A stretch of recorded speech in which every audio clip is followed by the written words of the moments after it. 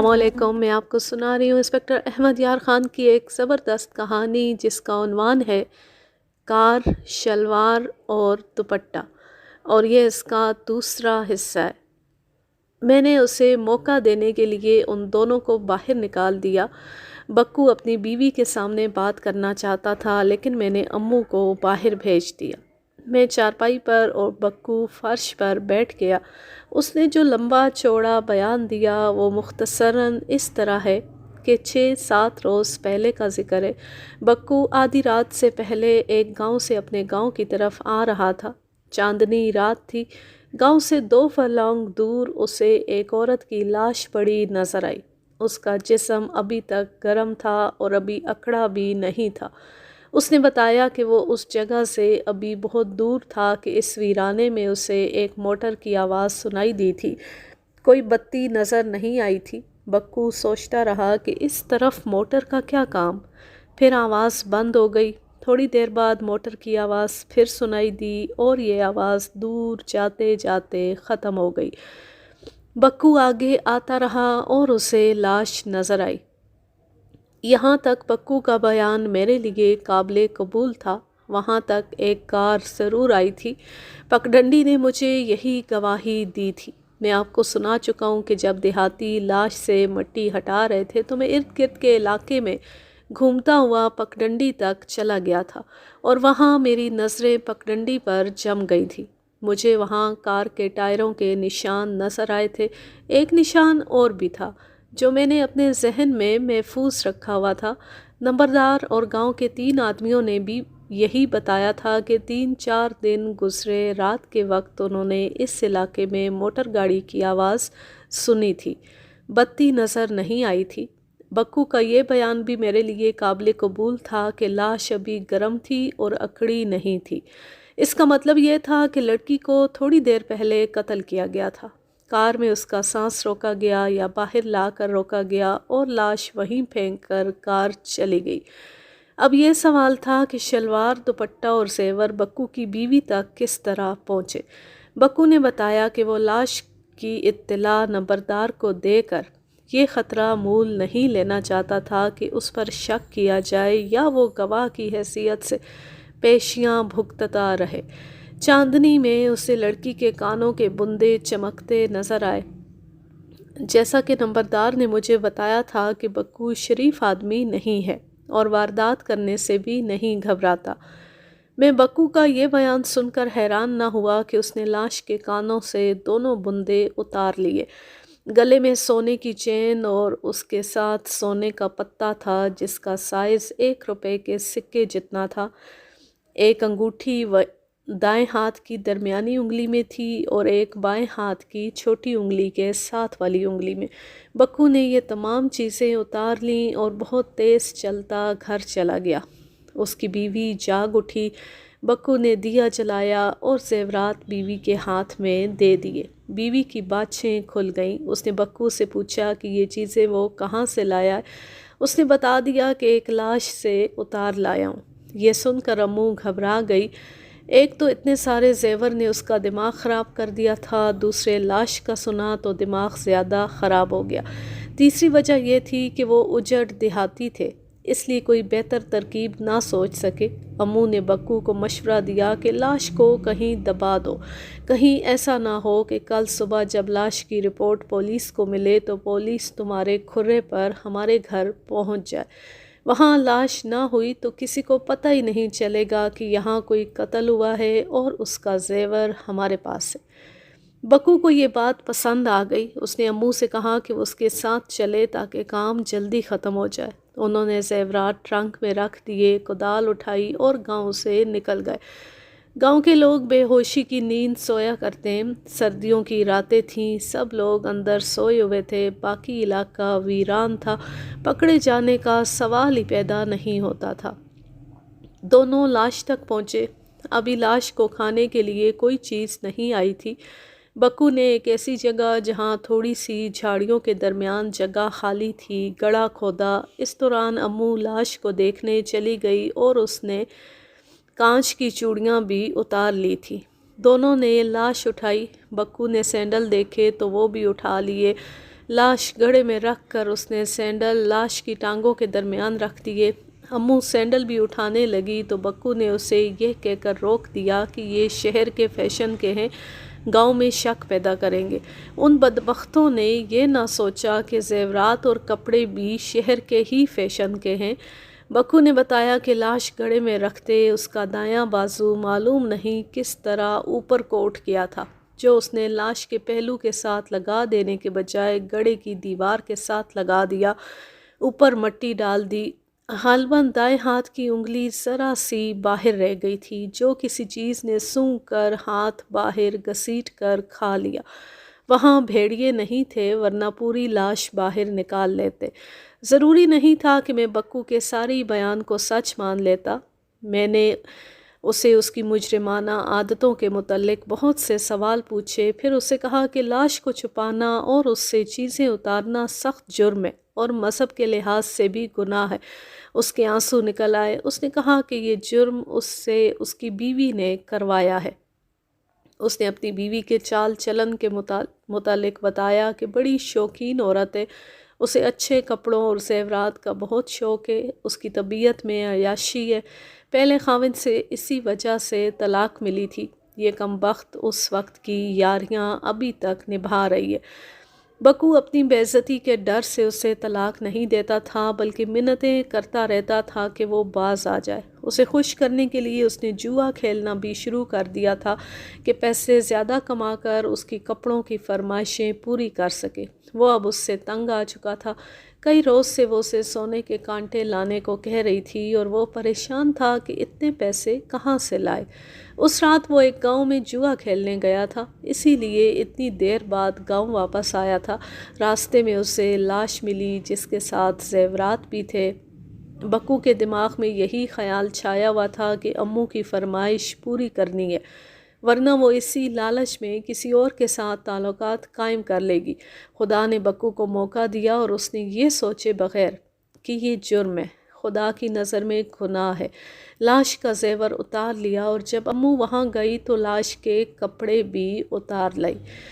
میں نے باہر جا کر نمبردار سے کہا کہ امو کے پہلے خاوند کو اس کے گاؤں سے بلوا لے، اور اسے اس گاؤں کا نام بھی بتایا جہاں بکو کہتا تھا کہ وہ جوا کھیلنے گیا تھا۔ بکو سے نام پوچھ کر 4 آدمیوں کو بلوانے کے لیے کہا۔ نمبردار اسی وقت چلا گیا۔ میں نے گاؤں کے بزرگ کو فارغ کر دیا، بکو کو کمرے سے نکال کر اس کی بیوی کو اندر بلایا۔ بکو نے فوراً بولنا شروع کر دیا تھا، مگر امو نے مجھے چکر دینے شروع کیے۔ نمبردار نے ٹھیک کہا تھا کہ یہ شکاری عورت ہے، میں اس کی وہ حرکتیں اور باتیں بیان نہیں کر سکتا جو اس نے میری مردانگی کو گمراہ کرنے کے لیے کی۔ میں اس سے کچھ اور پوچھتا تھا اور وہ کوئی اور ہی بات چھیڑ دیتی۔ اس طرح کچھ دیر زبانوں کی آنکھ مچولی چلتی رہی۔ اس کو یہ غلط فہمی تھی کہ بکو نے شاید مجھے کچھ نہیں بتایا۔ میں نے اس کی چوڑیوں والی کلائی پکڑ کر پوچھا، چوڑیاں لاش اتارتے ہوئے ٹوٹی تھیں، 2 ٹوٹی تھیں یا زیادہ؟ اس نے جواب دینے کے بجائے یہ حرکت کی کہ میں نے اس کی کلائی پکڑ رکھی تھی۔ اس نے اسی ہاتھ سے میری کلائی پکڑ لی اور دوسرا ہاتھ میرے ہاتھ پر پھیرنے لگی۔ اس وقت تک میں بھولا بنا رہا۔ میں صرف یہ یقین کرنا چاہتا تھا کہ یہ عورت کیسے چال چلن کی ہے۔ وہ مجھے یقین ہو گیا۔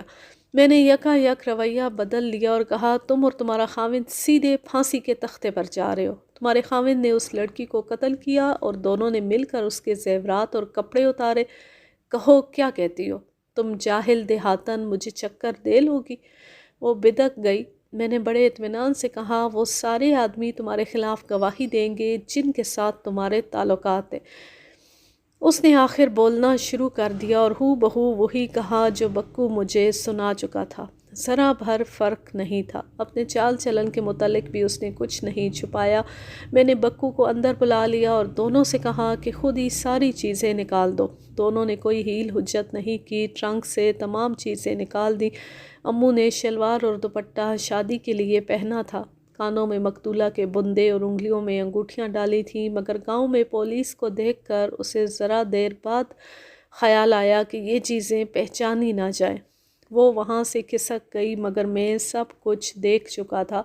میں جب اس کے گھر میں داخل ہوا تو وہ اندر کپڑے بدل رہی تھی اور یہ چیزیں چھپا رہی تھی، اسی لیے بکو اسے اندر سے بلانے میں دیر لگا رہا تھا۔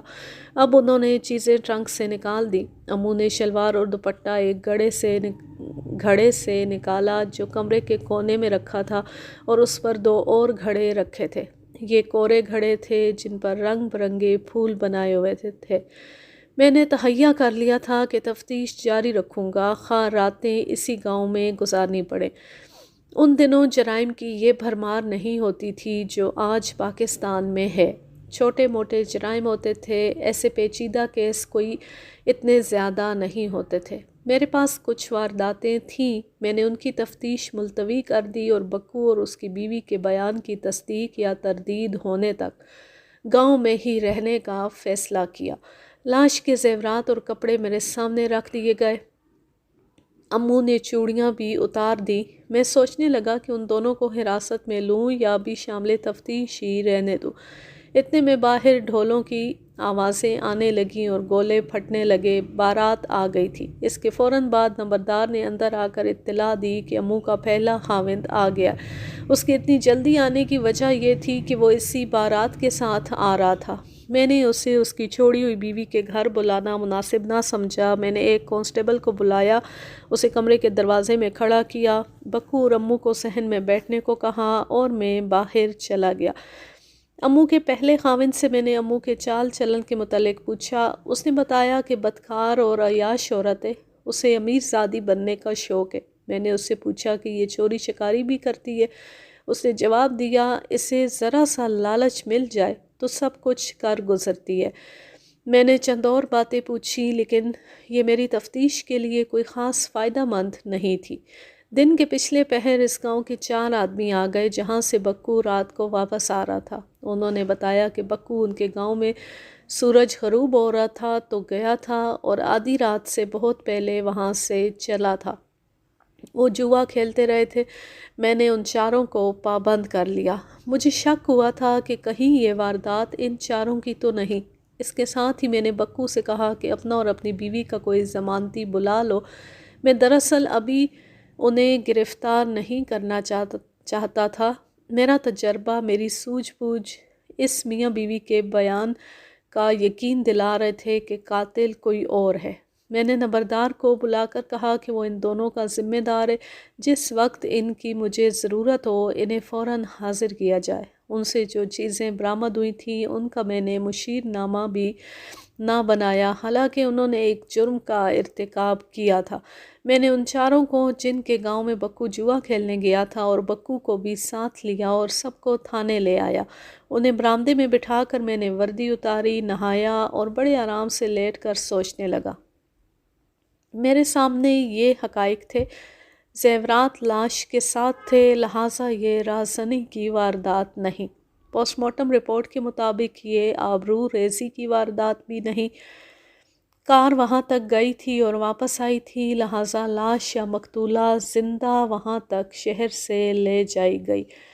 بکو اور اس کی بیوی کا قتل کے ساتھ کوئی تعلق نہیں۔ پوسٹ مارٹم رپورٹ میں قتل کا جو دن اور وقت مقرر کیا گیا تھا، اس دن اور اس وقت بکو دوسرے گاؤں میں تھا۔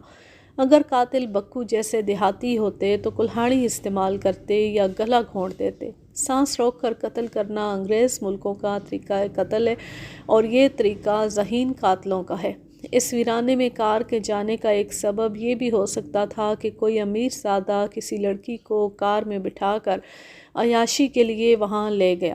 اس صورت میں اگر بکو جیسے رازن حملہ کرتے تو وہاں 1 یا 2 آدمیوں کی بھی لاشیں ہونی چاہیے تھیں، یا صرف 1 آدمی کی لاش ہوتی اور لڑکی غائب ہوتی۔ عجیب بات تو یہ تھی کہ لڑکی کو قتل ہوئے 7واں روز تھا اور ابھی تک شہر کے کسی تھانے میں کسی لڑکی کی گمشدگی کی رپورٹ درج نہیں ہوئی تھی۔ اس سے شک ہوتا تھا کہ لڑکی کسی اور شہر سے لائی گئی ہے۔ میں نے یہ فیصلہ کیا کہ پولیس ہیڈ کوارٹر کو لکھوں گا کہ وہ ضلع کے بڑے بڑے تمام شہروں میں محکمے کو اطلاع دیں اور لڑکی کے فوٹو بھی بھیجیں۔ رات کا اندھیرا گہرا ہو گیا تھا۔ میں نے ان 4 آدمیوں کو اور بکو کو بھی اکٹھا بٹھا کر بہت کچھ کہا اور پوچھا اور انہیں یہ حکم دیا کہ روزانہ صبح سورج نکلتے وقت تھانے میں آ جایا کریں۔ میں نے بکو کو الگ کر کے کہا، ابھی تم نے لاش کے کپڑے اتارے، کل راہ جاتے لوگوں کو مار کر کپڑے اتارا کرو گے، میں تمہارا پکا بندوبست کروں گا۔ ہو سکتا ہے کوئی مجھ پر اعتراض کرے کہ میں نے ایک مشتبہ مجرم کو آزاد چھوڑ دیا تھا۔ میں پہلے کسی کہانی میں لکھ چکا ہوں کہ یہ بھی میرا ایک طریقہ تھا کہ میں بعض اوقات مشتبہ افراد کو کھلا چھوڑ دیا کرتا تھا، جیسے میں ان کے متعلق کچھ بھی نہ جانتا ہوں اور میں بدھو ہوں۔ ایسے لوگوں کو معلوم نہیں ہوتا تھا کہ وہ میرے مخبروں کے جال میں گرفتار ہیں، اور وہ کوئی حرکت زمین کے اندر جا کر کریں وہ بھی معلوم ہو جاتی ہے۔ اس طرح یہ لوگ میری تفتیش میں نادانستہ طور پر بہت مدد کرتے تھے۔ بکو کو بھی میں نے اسی اصول کے تحت چھوڑ دیا تھا، البتہ اسے ہر صبح تھانے میں آنے کا پابند کیا تھا اور نمبردار کو اس کا ضامن ٹھہرایا تھا۔ رات کو میں دیر سے سویا، صبح ذرا دیر سے آنکھ کھلی۔ بیوی نے بتایا کہ ایک کانسٹیبل آیا تھا، کہتا تھا کہ ایک واردات آئی ہے۔ میں ناشتے وغیرہ سے فارغ ہو کر تھانے گیا تو وہاں بکو بیٹھا تھا۔ مجھے دیکھتی کہنے لگا، مجھے باندھ لو سرکار، میں قاتل ہوں۔ مجھے ایسے لگا جیسے 14 طبق روشن ہو گئے ہوں۔ بکو اور اس کی بیوی نے لاش کو صرف لوٹا ہی نہیں تھا بلکہ قتل بھی اسی نے یا دونوں نے کیا تھا۔ میں نے اس سے پوچھا، قتل کس طرح کیا ہے؟ گلا دبایا، اس نے جواب دیا، گلا دبایا اور مر گئی۔ کار کس کی تھی؟ لڑکی کس کے ساتھ آئی تھی؟ کون سی کار؟ بکو نے حیران ہو کر پوچھا، آپ کس کی بات کر رہے ہیں سرکار؟ اس لڑکی کی جس کی لاش برآمد ہوئی ہے۔ نہیں سرکار، میں اپنی بیوی کی بات کر رہا ہوں، میں اپنی بیوی کو قتل کر آیا ہوں۔ یہ سن کر مجھے چکر آ گیا۔ میں تو سمجھا تھا کہ میری تفتیش ختم ہوئی، مگر یہ تو قتل کا ایک اور کیس سامنے آ گیا۔ میں نے اس کا بیان سنا۔ مختصر طور پر یہ واقعہ اس طرح ہوا کہ بکو اپنی بیوی کی بدکاریوں اور فرمائشوں سے تنگ آ گیا تھا۔ اسے دوستوں نے بھی یہ کہنا شروع کر دیا تھا کہ یار اس فاحشہ کو چلتا کرو، تمہاری عزت ختم ہو چکی ہے اور لوگ تمہاری مردانگی پر شک کرتے ہیں۔ مگر وہ امو کو سمجھاتا رہا اور اس کی منتیں کرتا رہا۔ امو کو بدکاری کی لت پڑ گئی تھی۔ وہ باز نہ آئی بلکہ اسے یہ کہنے لگی کہ مجھے زیور کی 3-4 چیزیں لا دو، پھر میں تمہاری غلام بن کر رہوں گی۔ بکو کو ایک رات اس شہری لڑکی کی لاش نظر آئی تو اس نے اس کا زیور اتار کر اپنی بیوی کی فرمائش پوری کر دی، مگر وہ پکڑا گیا۔ اس کی بیوی اتنی شوباز اور احمق تھی کہ شہری فیشن کی چیزیں جو لاش سے اتاری گئی تھیں وہ شادی کے موقع پر پہنے پھرتی تھی، اور اس نے لاش کے کپڑے اس وقت بھی پہنے رکھے جب پولیس گاؤں میں موجود تھی۔ میں بکو کو تھانے لے آیا تھا، لاش کے کپڑے اور زیورات بھی لے آیا تھا۔ اب اس نئے قتل کی کاغذی کارروائی کرنی تھی۔ بکو نے بیان دیا کہ رات کو وہ تھانے سے رخصت ہو کر اپنے گاؤں پہنچا تو گاؤں کے لوگ اس کا انتظار کر رہے تھے۔ گاؤں کے کسی گھر میں پولیس جائے، وہاں سے مال برآمد کرے اور اس گھر کے کسی آدمی کو تھانے لے جائے تو یہ معمولی واقعہ نہیں ہوتا۔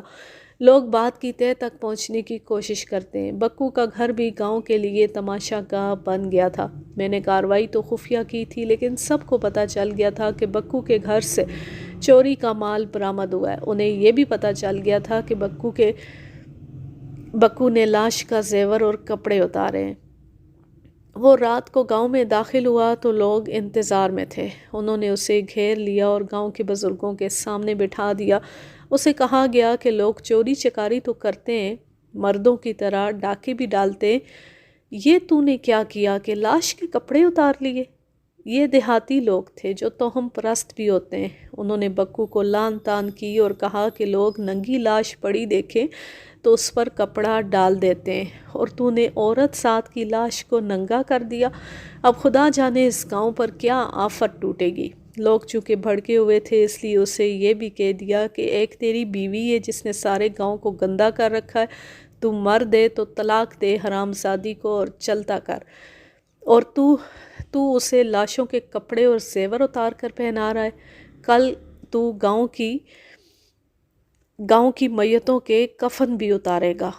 بکو کچھ بھی نہ بولا۔ اس نے بزرگوں کے پاؤں پکڑ لیے اور وہاں سے اٹھ گیا۔ گھر گیا تو بیوی منہ بسورے بیٹھی تھی۔ اس نے بکو کو پہلی بات یہ کہی، میں پہلے روز ہی جان گئی تھی کہ تو مرد ہی نہیں ہے۔ تھانے دار نے ذرا سا روب دیا اور تو بک پڑا۔ اس نے اس طرح کی جلی کٹی باتیں اسے کہیں۔ بکو خاموشی سے سنتا رہا۔ وہ چپ ہوئی تو بکو نے صرف اتنا کہا، میں جانتا تھا کہ تو بدکار ہے، لیکن اپنی عزت کی خاطر میں نے تجھے خوش کرنے کے لیے جوا کھیلا، اور پھر تیری خوشی کے لیے میں نے لاش کا زیور اتارا اور تو نے لاش کا 70 ننگا کیا۔ اب تجھے طلاق نہیں ملے گی اور اب تو کسی اور کی بیوی نہیں بنے گی۔ یہ کہہ کر وہ تیزی سے آگے بڑھا اور امو کی گردن اپنے ہاتھوں میں دبا لی۔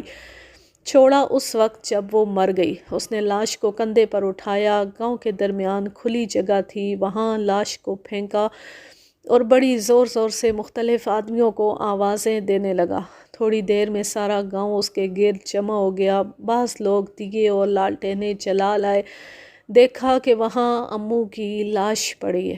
بکو نے سب سے کہا، میں نے تم سب کا نام بدنام کیا ہے صرف اس عورت کو خوش رکھنے کے لیے۔ یہ دیکھ لو، تم سب کو خوش رکھنے کے لیے میں نے اس کا گلا گھونٹ دیا ہے۔ اب مجھے بخش دو، میرے گناہ بخش دو، میں تھانے جا رہا ہوں۔ لوگ حیران اور ششدر کھڑے رہے اور بکو تھانے پہنچ گیا۔ اس نے مجھے بیان دیتے ہوئے کہا، اس کا پہلا خاوند بزدل تھا جس نے اسے طلاق دے دی تھی۔ ایسی عورت کو زندہ نہیں چھوڑنا چاہیے۔ یہ کیس میرے لیے آسان تھا، صرف شہادت اکٹھی کرنی تھی، اقبال جرم کروانا تھا۔ میں نے بکو کو حوالات میں بند کیا، اس کے گاؤں گیا، لاش دیکھی، قابل اعتماد 4 آدمیوں کے بیان لیے، لاش پوسٹ مارٹم کے لیے بھجوائی، تمام تر کاغذات تیار کیے، بکو کا بیان ریکارڈ کر کے اس کے انگوٹھے لگوائے۔ جب میں شام کو تھانے پہنچا تو 4 بج رہے تھے۔ وہاں 2 آدمی بیٹھے میرا انتظار کر رہے تھے۔ تھانے کے احاطے کے باہر ایک پرانی سی کار کھڑی تھی، یہ غالباً اسی میں آئے تھے۔ ایک بوڑھا تھا اور دوسرا جوان۔ بوڑھے کی عمر 60 سال سے زیادہ معلوم ہوتی تھی اور جوان 26-27 سال کا ہوگا۔ دونوں امیر خاندان کے آدمی تھے۔ بوڑھے نے اپنا تعارف کرایا، اس کا نام حمید الدین تھا اور جوان آدمی اس کا داماد تھا جس کا نام اعجاز حسین بتایا گیا۔ بڑے میاں امبالہ سے آئے تھے۔ اعجاز حسین میرے شہر میں ٹھیکیداری کرتا تھا۔ بڑے میاں کے ہاتھ میں وہی اخبار تھا جس میں لڑکی کی لاش کے چہرے کی تصویر چھپی تھی۔ اس نے بتایا کہ یہ تصویر غالباً اس کی بیٹی کی ہے۔ اس نے کہا اس کا چہرہ اتنا بھرا بھرا نہیں تھا لیکن اسی کی معلوم ہوتی ہے۔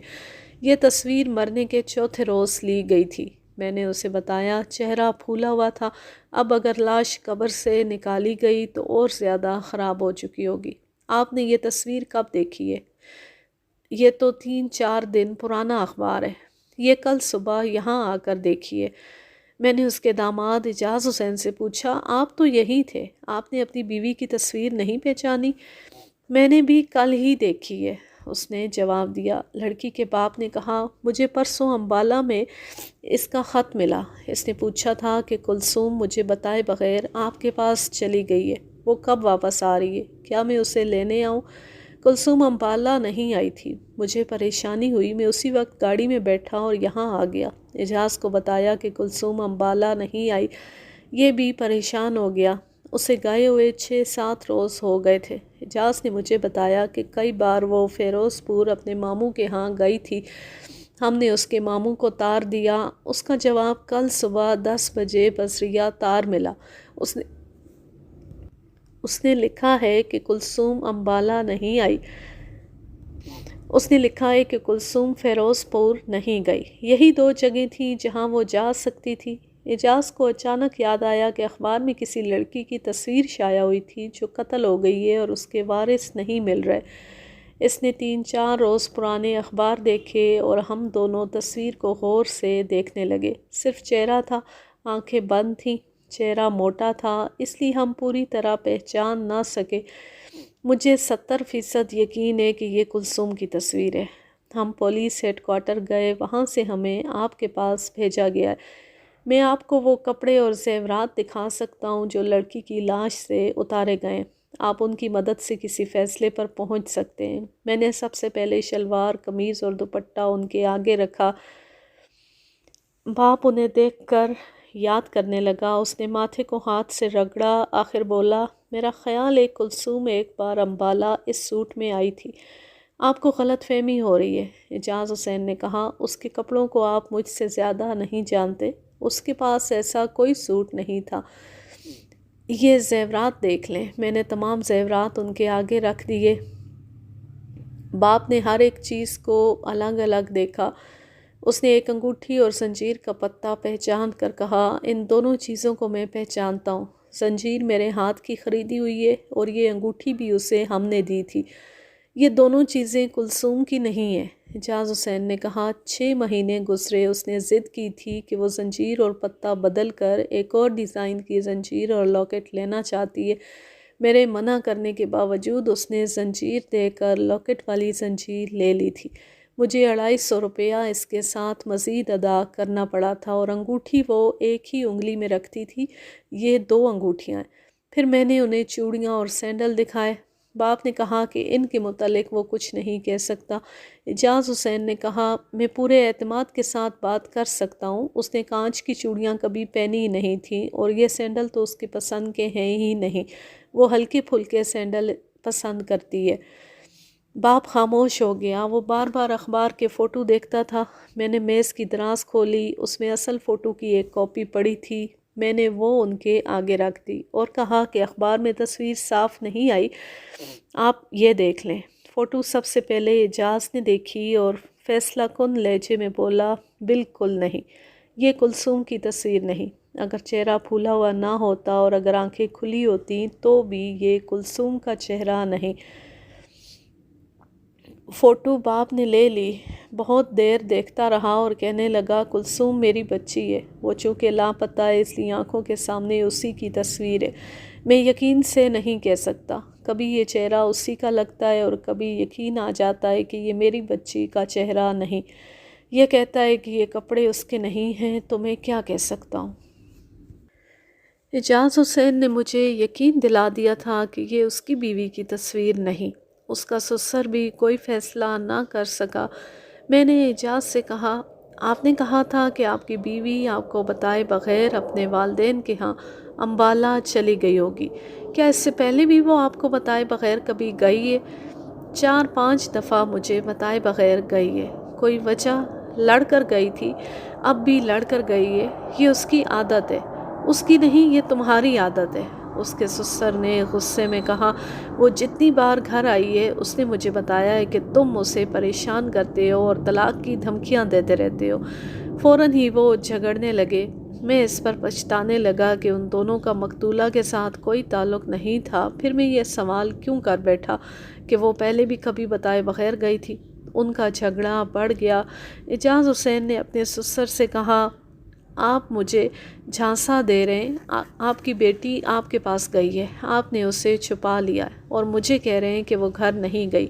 دیکھیے انسپکٹر صاحب، ایک بار اس ظالم کے بچے نے میری بیٹی کو مار پیٹ کر گھر سے نکال دیا تھا۔ وہ 5-6 روز میرے گھر رہی اور واپس آ گئی۔ وہ کہتی تھی کہ یہ کمبخت کا بچہ شراب پیتا ہے اور رنڈی بازی بھی کرتا ہے۔ اب مجھے دھمکیاں دیتا ہے کہ میں نے اپنی بیٹی کو چھپا لیا ہے۔ جناب، مجھے شک ہے کہ اس نے میری بیٹی کو یا تو قتل کر دیا ہے یا قتل کروا دیا ہے۔ اعجاز حسین بھڑک اٹھا اور بولا، اور اپنی بیٹی کے کرتوت آپ نہیں بتائیں گے؟ آپ مجھے رنڈی باز کہتے ہیں، وہ تو خود رنڈی بنی ہوئی ہے۔ میں یہ بھی کہوں گا کہ وہ اپنے کسی یار کے ساتھ چلی گئی ہے۔ سسر نے چلا کر کہا، بکواس بند کر کتے کے بچے۔ میں نے انہیں خاموش کرا کے کہا، یہ پولیس اسٹیشن ہے جناب، آپ کا گھر نہیں ہے۔ آپ اگر اس لڑکی کو شناخت کر سکتے ہیں تو مجھ سے بات کریں، ورنہ یہاں سے تشریف لے جائیں۔ اعجاز حسین فوراً اٹھا اور مجھ سے پوچھا، قبلہ مجھے بتائیں کہ میں اس کے خلاف کہاں رپورٹ درج کراؤں کہ اس نے میری بیوی کو رپوش کر رکھا ہے؟ آپ ڈسٹرکٹ مجسٹریٹ کے پاس چلے جائیں۔ وہ بہت تیزی سے باہر نکل گیا۔ بوڑھا سسر بیٹھا رہا۔ اس نے اعجاز حسین کے خلاف بہت سی باتیں کیں اور اپنی بیٹی کو مظلوم بتایا۔ اس نے یہ بھی کہا کہ وہ بھی ڈسٹرکٹ مجسٹریٹ کو درخواست دے گا کہ اس کے داماد نے اس کی بیٹی کو قتل کرا دیا ہے، اسے مجبور کیا جائے کہ کلثوم کو عدالت میں لائے۔ یہ بزرگ میرے لیے ایک اہم گواہ بن سکتا تھا۔ میں نے اس سے پوچھا، کیا آپ لڑکی کی تصویر اور اس کی چیزوں کو شناخت کر سکتے ہیں یا نہیں؟ مجھے ہاں یا نہ میں جواب دیں۔ اس نے ایک بار پھر تصویر کو غور سے دیکھا، اس کی چیزوں کو دیکھا اور شک کے لہجے میں بولا، میں ہاں بھی نہیں کہہ سکتا اور نہ بھی نہیں کہہ سکتا، میں ابھی تک شک میں ہوں۔ میں نے اسے شامل تفتیش کر لیا اور اس کا ایڈریس لے کر اسے کہا کہ مجھے جب بھی اور جس وقت بھی اس کی ضرورت پڑی اسے فوراً حاضر ہونا پڑے گا۔ اس نے بخوشی قبول کر لیا اور وہ پھر اپنے داماد کو برا بھلا کہنے لگا۔ بوڑھا اٹھنے کا نام ہی نہیں لیتا تھا۔ میں خود اٹھا اور اسے یہ کہہ کر اٹھایا کہ میں ایک تفتیش کے سلسلے میں باہر جا رہا ہوں۔ میں اسے تھانے سے باہر لے گیا اور احاطے سے بھی باہر سڑک تک اس کے ساتھ چلا۔ اس کا داماد کار لے گیا تھا۔ بوڑھے نے گالی دے کر کہا، اپنا سامان لینے کے لیے مجھے اس خبیث آدمی کے گھر جانا پڑے گا۔ میں نے اس سے پوچھا کہ آپ کہاں تک جائیں گے؟ میں تانگا رکواتا ہوں۔ اس نے مجھے کوٹھی کا نمبر اور سڑک بتا دی۔ میں نے ایک تانگا روکا اور بوڑھے سے جان چھڑائی، لیکن وہ میرے لیے ایک کارآمد قسم کا شک پیدا کر گیا۔ تانگا دور نکل گیا تو میں اپنے دفتر کی طرف واپس مڑنے لگا۔ میری نظر زمین پر پڑی۔ میں وہیں جھک گیا اور کچھ دیر زمین کو دیکھتا رہا۔ 1-2 منٹ بعد مجھے اس طرح معلوم ہوا جیسے میں تھانے کے سامنے نہیں بلکہ اس پگڈنڈی پر کھڑا ہوں جس کے قریب سے لاش برآمد ہوئی تھی۔ گواہی جو پگڈنڈی نے دی تھی وہی گواہی میرے سامنے تھانے کی زمین دے رہی تھی، میرے تھانے کے سامنے کی زمین دے رہی تھی۔